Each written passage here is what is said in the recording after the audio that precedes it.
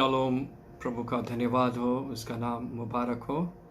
इस समय आप सबों का प्रभु यीशु मसीह के मधुर नाम में मैं हार्दिक स्वागत करना चाहता हूँ। इन दिनों जबकि हम बहुत भयंकर ऐसे परिस्थिति में से हम गुजर रहे हैं और परमेश्वर हम सबसे विशेष रूप से बातचीत कर रहा है। परमेश्वर हमें बहुत सारी चीज़ें बता रहा है, हमें सिखा रहा है और चेतावनी दे रहा है परमेश्वर के वचन के द्वारा। और उसके साथ साथ हम अपने आँखों से उन सारे बातों को हम देख रहे हैं, महसूस कर रहे हैं कि जो दुनिया की जो हालत है वो दिन प्रतिदिन बिगड़ते जा रही है और हालात जो है बेलगाम और नियंत्रण के बाहर है। और इसके बीच में प्रभु अपने लोगों को संभाल रहा है और हर एक व्यक्ति को वो मौका दे रहा है कि वो तौबा करे, पश्चाताप करे और जो उद्धार प्रभु यीशु मसीह के द्वारा पाया उसको वो पाए।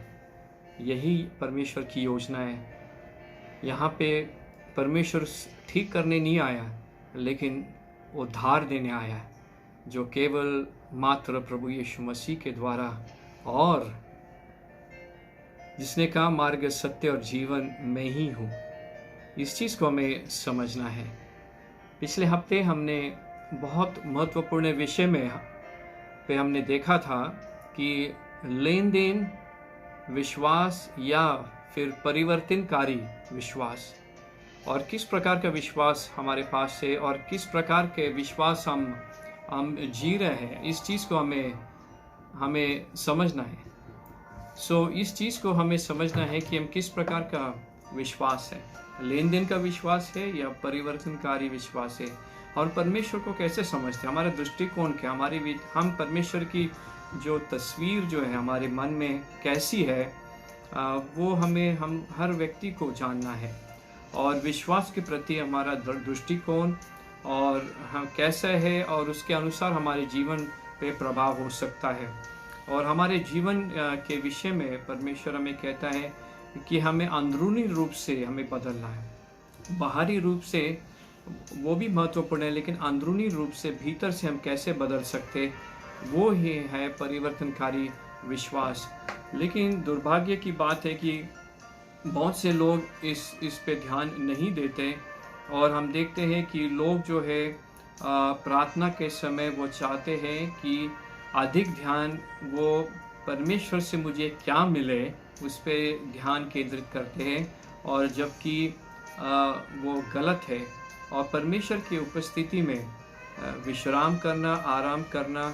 और हम देखते हैं कि आज बड़े दुख की बात है कि एक प्रकार की बढ़ती लोकप्रियता जो है आध्यात्मिक गहराई और समझ पर जो एक विचार उस पर ध्यान नहीं दे रही, लेकिन काफ़ी विनाशकारी ऐसे चीज़ें आज लोगों को सिखाई जाती है कि आप मांगो, कुछ भी मांगो, प्रभु आपको दे देगा, आपकी प्रार्थना का जवाब मिल जाएगा।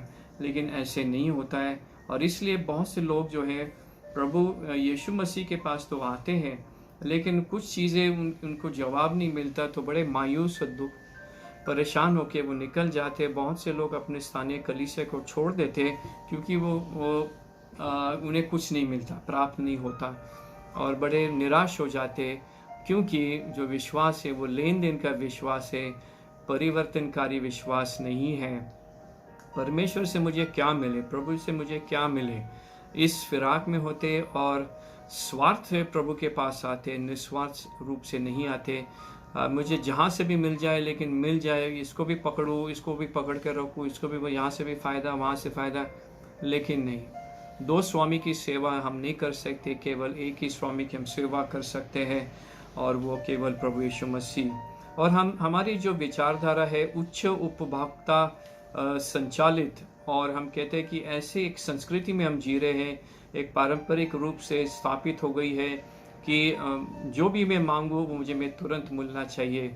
एक ऐसे विचारधारा में मूल है कि उपभोक्ता की मानसिकता, कंज्यूमर मेंटालिटी जिसको कहते हैं, और एक ऐसी संस्कृति में है कि जैसे जिस दुनिया में हम जीते हैं कि मैं हमें काफ़ी चीज़ें तुरंत मिल जाती है, हाथों हाथ हमें मिल जाती है, लेकिन परमेश्वर के साथ हाथों हाथ नहीं होता।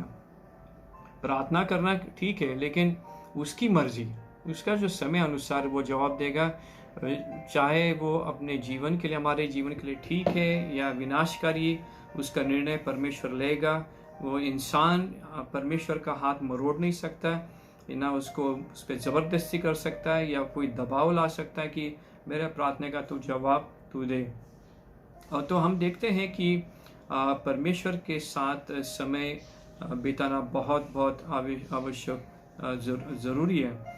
और एक खरीदारी सूची लेके बहुत से लोग परमेश्वर के पास आ जाते और चाहते कि परमेश्वर उसका जवाब दे, लेकिन खरीदारी की जो सूची है परमेश्वर, मैं सोचता हूँ कि सुन लेगा, लेकिन अंतिम में निर्णय उसका ही होगा, क्योंकि वो रिश्ते में दिलचस्पी रखता है। ये सारे जो लेन देन का जो रिश्ता है उससे कोई दिलचस्पी नहीं है उसको, वो रिलेशनशिप मांगता है, वो एक परमेश्वर के साथ एक संबंध की उम्मीद करता है। और आज हम देखते हैं कि आप कुछ भी मांगो और दावा करो परमेश्वर देगा, एक ऐसी गलत विचारधारा जो हम मार्केट में हम देखते हैं, मानसिकता, और बहुत से लोग इससे विनाशकाल के तरफ जा रहे हैं और बहुत से लोग समस्या में फंसे हुए हैं। तो बहुत सारी चीज़ें हमने पिछले हफ्ते देखी थी, और बहुत से लोग जो है चाहते हैं कि अगर मैं परमेश्वर के लिए ये करूँ तो परमेश्वर मेरे लिए वो करेगा। पिछले हफ्ते भाग 1 में हमने देखा था, और भाग 2 में हम आगे बढ़ेंगे। लेकिन प्रार्थना जो है, परमेश्वर के उपस्थिति में बैठना, वो बहुत आवश्यक है। और परमेश्वर हमने परमेश्वर के वचन में भी देखा, रोमियो 12:2 में देखा कि हम दुनिया के अनुरूप नहीं बने, लेकिन अपने मन के नवीकरण से हम बदले। तो हम परमेश्वर ने कहा कि हमें दुनिया से अनुरूप नहीं होना है, लेकिन दुनिया से अलग रहना है। तो परिवर्तनकारी जो विश्वास जो है वो परमेश्वर के साथ रिश्ते के विषय में आज हम देखेंगे कि मूसा एक ऐसे आदमी था पुरानी नियम में, जिसने एक आदमी को मार डाला, और उसके जीवन में बहुत सारे गुस्से वाले कुछ मुद्दे थे। बहुत क्रोधित ऐसा व्यक्ति था, उसने एक आदमी को मार डाला, लेकिन वो ऐसे एक पवित्र शास्त्र में एक ऐसे नायक है, विश्वास के दिग्गज जो उसको एक उदाहरण के रूप में उनको उठाना चाहते हैं। बाइबल में उनको एक स्थान दिया, एक दिग्गज है वो, और एक नायक के रूप में। लेकिन उसके जीवन में कुछ कमजोरी थी, वो था कि उसने एक आदमी कोई हत्या की और बहुत गुस्से वाला था, उसके जीवन में ये मसला था। और दाऊद के जीवन में देखते हैं कि एक आदमी के पत्नी के साथ सो गया, उसे गर्भवती हो गई, अपने पत्नी के युद्ध के वापस बुलाए लिए ताकि वो उसके साथ सोए, और व्यभिचारी गर्भ व्यवस्था को ढांपने करने के लिए फिर से अपने पत्नी के साथ नहीं सोता। तो ये हुआ कि दाऊद विशेष रूप से योजना बनाई जिस युद्ध से वो उसको मारा जाए। तो ये भी उसने एक ऐसे प्रसंग जो है, उसने ऐसे चीज़ों को बनाया, माहौल को बनाया। ऐसे व्यक्ति वो दाऊद था। एलिया अवसाद से पीड़ित था, चाहता था कि परमेश्वर एक बिंदु पर उसके जीवन ले ले। बड़े बड़े मायूस और निराश था, और डर के मारे वो भाग गया। यिर्मयाह थोड़ा सा फुर्तीला था, और ऐसे समय था कि वो अपने भविष्य के काम नहीं करना चाहता, लेकिन इन लोगों में से प्रत्येक जो उठा लिया जाता था, क्योंकि परमेश्वर ने उन माध्यम में से उसके जीवन के द्वारा काम किया। तो परमेश्वर ने उसने रूपांतरित किया, और उनके जीवन में एक परिवर्तनकारी विश्वास था। प्रश्न है कि आपके जीवन में किस प्रकार का विश्वास है, और किस विश्वास को आप चाहते हैं। अगर मैं ऐसा करूं तो परमेश्वर मुझ पर एहसान करता है। वो लोग सोचते हैं कि अगर मैं ऐसा करूंगा तो मैं परमेश्वर पे बहुत एहसान कर रहा हूँ। अगर मैं बाइबल स्टडी कर रहा हूँ, प्रार्थना कर रहा हूँ, तो मैं बहुत एहसान कर रहा हूँ। मैं अगर ये करूँ तो बहुत एहसान कर रहा हूँ। परमेश्वर पे हम एहसान नहीं कर सकते। हमें निस्वार्थ रूप से परमेश्वर के सेवा करने, उससे प्यार करें, ताकि हमारे अगर प्रार्थना का उत्तर दे या ना दे इससे मतलब नहीं, लेकिन परमेश्वर जानता है हमारी ज़रूरत क्या है। वो हमेशा अच्छा ही देगा, बुरा नहीं देगा। तो हमें उम्मीद जो है, परमेश्वर के साथ जो उम्मीद है, उस चीज़ को हमें समझना है। और ये आपके पास ये विश्वास जो है, और जो विश्वास में हमें कायम रहना है, तो आपके पास एक परिवर्तनकारी विश्वास है जो कहता है मुझे ये सब पता नहीं है, लेकिन मैं अपने जीवन में इस समय परमेश्वर को मेरे साथ काम करने के लिए अनुमति देने जा रहा हूँ। हम ये कहें कि मैं नहीं जानता ये परिस्थिति आगे कैसी होगी, अभी कैसे परिस्थिति कैसे बदलेगी मैं नहीं जानता, लेकिन परमेश्वर मेरे साथ है, वो मेरे साथ काम करने मेरे साथ है। और उसको अपने जीवन में आमंत्रित करिए, अनुमति दीजिए कि वो आपके जीवन में आ जाए। तो प्रार्थना जो है, प्रार्थना का अर्थ है लेन देन से भी बहुत अधिक है, लेन देन से भी बहुत अधिक है। परमेश्वर के लिए संबंध पारक होना का इरादा रखना चाहिए। संबंध पारक होना जरूरी है, संबंध पारक होना जरूरी है, लेन देन से भी अधिक है। जब हम प्रार्थना करते हैं तो हम सिर्फ हम सोचते हैं कि एक माइक्रोफोन में हम कुछ बोल रहे हैं और उम्मीद करते हैं कि परमेश्वर दूर से सुन रहे हैं और हमारे आदेशों को का सही वो पालन करेंगे। हम सोचते हैं कि अभी मैं प्रार्थना करूँ तो मैंने माइक्रोफोन से मेरे सारे चीज़ों को मैंने आदेश दिया है और मैं चाहता हूँ कि परमेश्वर मेरे प्रार्थना का उत्तर दे।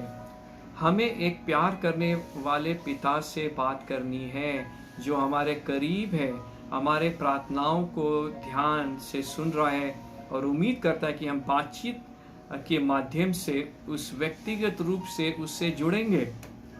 परमेश्वर हमसे प्रार्थना करता है कि हमारे साथ घनिष्ठ संबंध बनाए।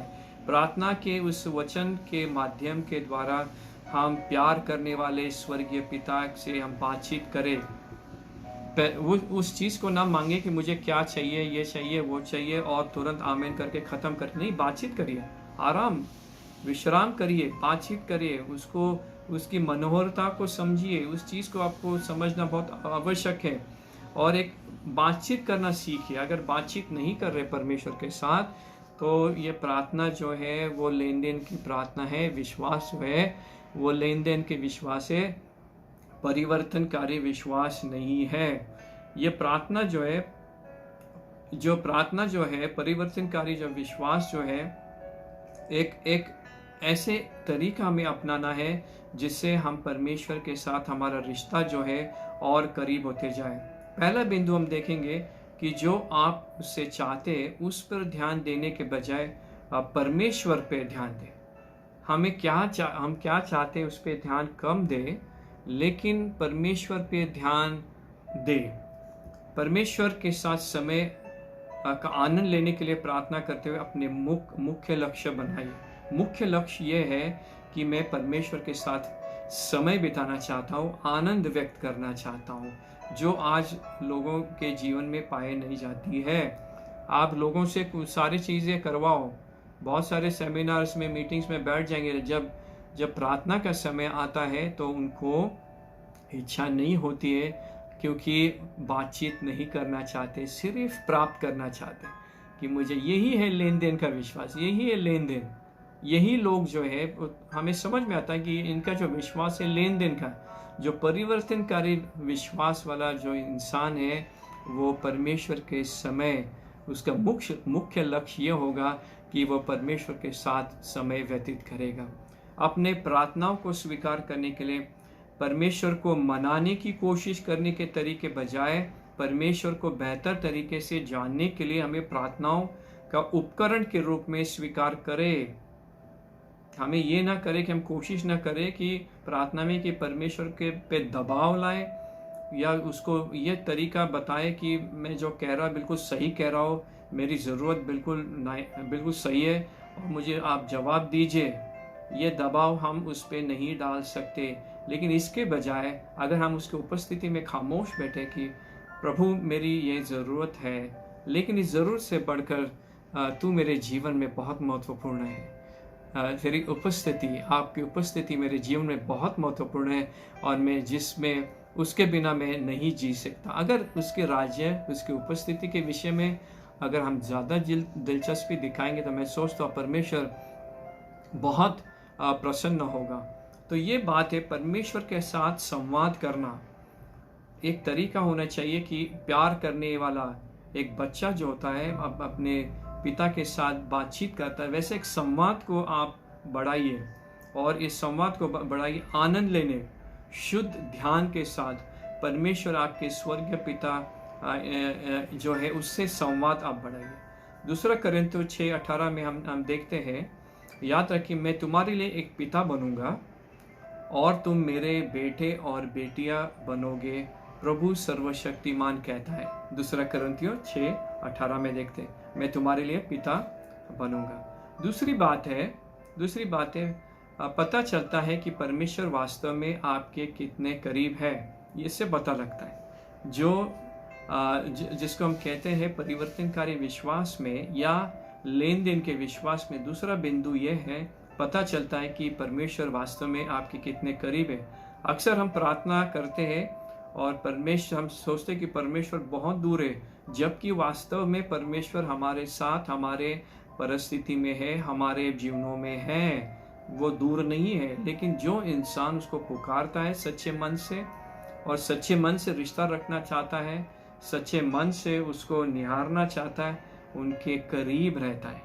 जो इसका मन पिसा हुआ होता है उसके वो करीब होता है। यूहन्ना 14:17 में लिखा है, मैं यीशु कहता हूँ कि पवित्र आत्मा आपके साथ रहता है और आप में रहेगा।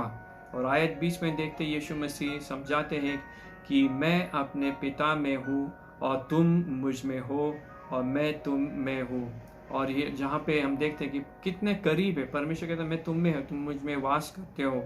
और इतने ज़्यादा न्योता जो है परमेश्वर इंसान को देता है, फिर भी इंसान के जो पापी स्वभाव है, जो एक फितरत है कि मैं ही सच हूँ और मेरे पास सब कुछ है और मैं जैसे चाहता हूँ मैं जीऊँगा और मेरे जो भी मैं मांगूंगा मुझे परमेश्वर मुझे देगा, ऐसी भाषा जो है परमेश्वर इसको पसंद नहीं करता। ऐसे भाषा से परमेश्वर सख्त नफरत करता है।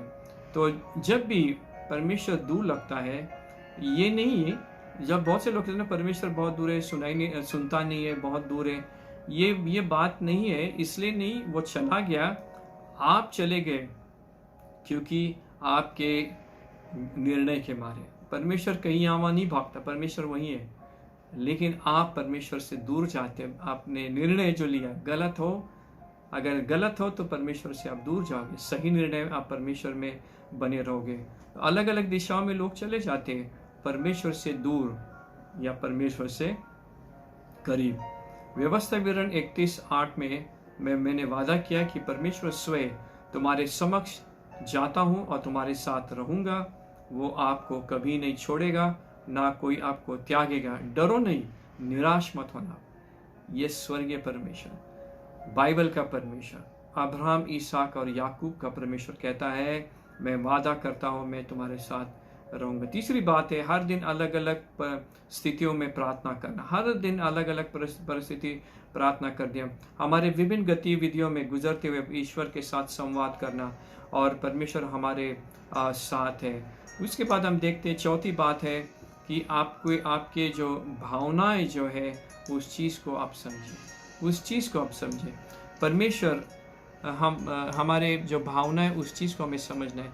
लेकिन और एक मैं बात बताना चाहता कि जब आप शायद गाड़ी चला रहे हो, काम कर रहे हो, खाना बना रहे हो, अपने बच्चे के साथ खेल रहे हो, आप प्रार्थना करें। लेकिन एक नियुक्त समय आता है कि हमें विशेष रूप से परमेश्वर की उपस्थिति में बैठना है, जहाँ पे हम उस संबंध को समझें, उस संवाद को बढ़ाएं और परमेश्वर के उस निरंतर उपस्थिति में हमें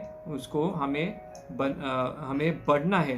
परमेश्वर के साथ हमें बढ़ना है। चौथी बात, हमारे भावनाओं को शामिल करें।